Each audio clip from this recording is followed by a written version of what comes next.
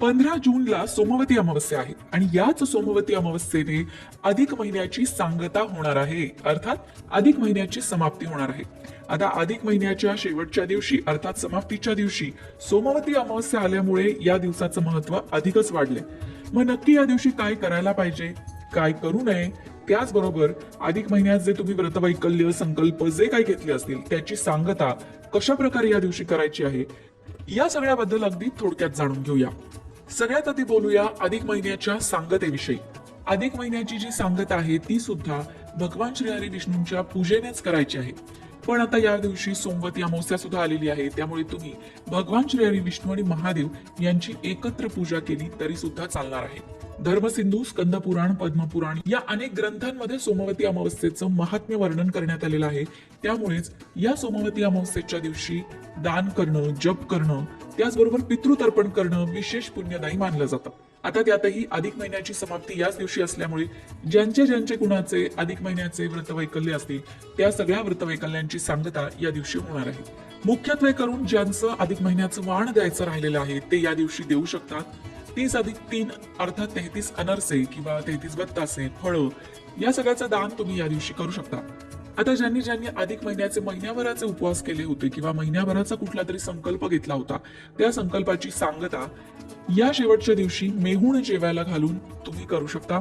दान धर्म करून सांगता करू शकता. मुख्य म्हणजे अमावस्या तिथी जी आहे ती 14 तारखेला दुपारी 12:20 सुरू होणार आहे आणि 15 तारखेला सोमवारी सकाळी 8:24 असणार आहे. 15 तारखेला सकाळी लवकर उठावं, भगवान श्री हरी विष्णू आणि महादेव यांची दोघांचीही सागर संगीत पूजा करावी. त्याचबरोबर एक प्रार्थना नक्की करावी, ती म्हणजे हे परमेश्वरा, अधिक मासातील माझ्या सर्व साधना तुला समर्पित असो. ही भावना आणि ही श्रद्धा असायला हवी. अधिक मास भगवान श्री हरी विष्णूंना प्रिय असल्याने या काळात तुम्ही जे काही व्रत घेतले होते, विष्णू सहस्त्रनाम म्हणण्याचा संकल्प असेल किंवा पुरुष सूक्त पठण करण्याचा संकल्प असेल, या सगळ्या गोष्टींची सांगता या दिवशी करायची आहे. सोमवार असल्यामुळे शिवलिंगावर अभिषेक करायला विसरायचं नाही. शिवलिंगावर पाणी, दूध किंवा पंचामृताने अभिषेक करायचा आहे.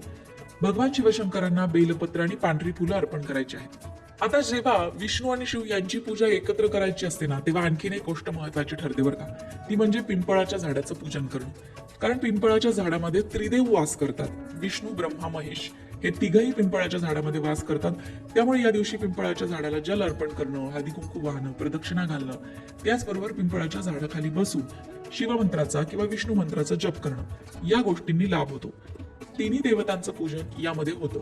अमावस्या तिथीला दानाचं महत्व असतं हे तर तुम्हाला माहितीच आहे आणि अधिक महिन्याची सांगता सुद्धा दानधर्मानेच करायची असते. त्यामुळे तुमच्या ऐपतीला झेपेल याप्रमाणे तुम्ही अन्नधान्य, वस्त्र या गोष्टींचं दान या दिवशी अवश्य करावं.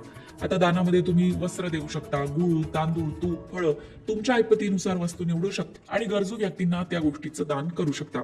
म्हणजे अगदी थोडक्यात सांगायचं झालं ना की नक्की 15 तारखेला काय करायचंय तर भगवान विष्णू आणि भगवान शिवशंकर यांची पूजा करायची आहे.